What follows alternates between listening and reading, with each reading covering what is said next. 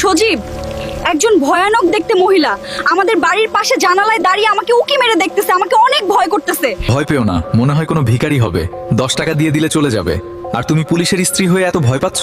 না সজীব, এই বৃদ্ধ মহিলাকে দেখে আমার কোনো ভিখারি মনে হচ্ছে না। আর তাছাড়াও ভয়ানক মহিলাটি কেমন জানি আমার দিকে এক নজরে তাকিয়ে আছে, আমার অনেক ভয় করছে। আমি তোমাকে প্রথমে বলেছিলাম এত কম দামে এইরকম লাক্সারিয়াস ফ্ল্যাট পাওয়া যায় না, নিশ্চয়ই এর মধ্যে কোনো সমস্যা আছে। এখন দেখলে তো স্যার, অবশেষে আমরা ওই মহিলার ছবিটি আঁকতে পেরেছি। এই হলো এই মহিলা, যিনি যাদের বাড়িতে যান এবং যারা একবার এই মহিলাকে জানালা দিয়ে দেখে সেখানেই ভয়ানকভাবে মৃত্যু হয়। এটা কোনো সাধারণ মহিলা না। যিনি আমাদেরকে তার স্কেচ আঁকতে সাহায্য করেছিলেন তিনিও বেঁচে নেই। শেষবারের মতো বলছি, আমার বাড়ি ছেড়ে চলে যা। ধুর, এই গাড়ি নষ্ট হওয়ারও সময় পায় না। এখন কিভাবে এই নির্জন জঙ্গল থেকে বের হব? ভয়ও করতেছে।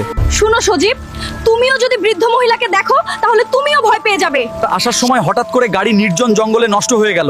মেকানিককে ডাকলাম, গাড়ি ঠিক হলেই আমি বাড়িতে চলে আসবো, তুমি চিন্তা করো না। মা, বাইরে অনেক ঠান্ডা লাগতেছে, আমাকে একটু ভিতরে প্রবেশ করতে দে, না হলে আমি ঠান্ডায় জমে যাব। তুমি কে আর কেনই বা তোমাকে বাড়িতে প্রবেশ করতে দিব?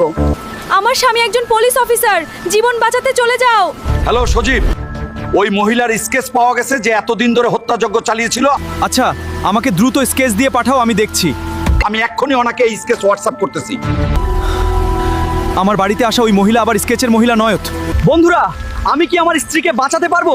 পরবর্তী পর্ব দেখার জন্য ভিডিওতে লাইক দিয়ে কমেন্টে নেক্সট পার্ট লিখে জানাও এবং ফলো করতে ভুলবেন না।